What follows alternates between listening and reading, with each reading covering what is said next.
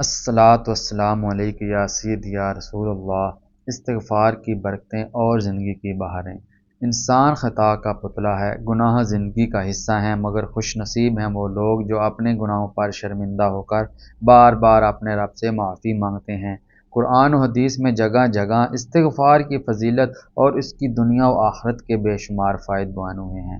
اللہ تعالیٰ قرآن میں فرماتا ہے، آپ نے رب سے مانگو، بے شک وہ بہت بڑا بخشنے والا ہے، اور وہ تم پر آسمان سے بارش برسائے گا، تمہیں مال و اولاد سے نوازے گا، تمہارے لیے باغات بنائے گا اور تمہارے لیے نہریں جاری کرے گا۔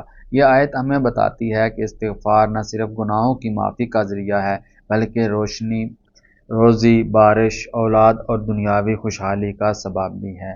رسول اللہ صلی اللہ علیہ وسلم نے فرمایا، جو شخص کثرت سے استغفار کرے، اللہ تعالیٰ اسے ہر تنگی سے نکالنے کا راستہ عطا فرماتا ہے، ہر غم سے نجات دیتا ہے اور ایسی جگہ سے رزق دیتا ہے جہاں سے اسے گمان بھی نہ ہو۔ یہی وجہ ہے کہ اللہ کے نزدیک بندے ہمیشہ استغفار کو اپنی زندگی کا حصہ بنائے رکھتے تھے۔ حضرت امام احمد بن حنبل کا مشہور واقعہ ہے کہ ایک مرتبہ آپ سفر میں تھے، رات گزرنے کے لیے مسجد میں رکے، لیکن متولی نے اجازت نہ دی۔ آخرکار ایک نان بھائی نے اپنے گھر آنے کی دعوت دی۔ امام احمد بن حنبل نے وہاں دیکھا کہ وہ نان بھائی مسلسل استغفار کرتا رہتا ہے۔ آپ نے پوچھا، اس استغفار کا کیا اثر دیکھا ہے؟ نان بھائی نے کہا، میری ہر دعا قبول ہو جاتی ہے سوائے ایک دعا کے جو ابھی پوری نہیں ہوئی۔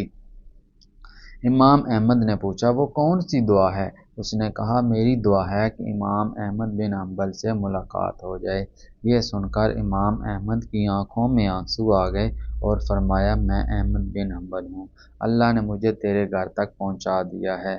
اسی طرح حضرت حسن بصری کے پاس لوگ مختلف شکایات لے کر آتے، کوئی قحط اور بارش کی کمی کی شکایت کرتا، کوئی غربت کا رونا روتا اور کوئی اولاد نہ ہونے کی فریاد کرتا۔ آپ ہر ایک کو یہی جواب دیتے، استغفار کرو۔ جب لوگوں نے پوچھا کہ آپ ہر مسئلے کا حل استغفار ہی کیوں بتاتے ہیں، تو آپ نے فرمایا، میں نے قرآن میں یہی پایا ہے کہ استغفار بارش اور اولاد کا سبب بنتا ہے۔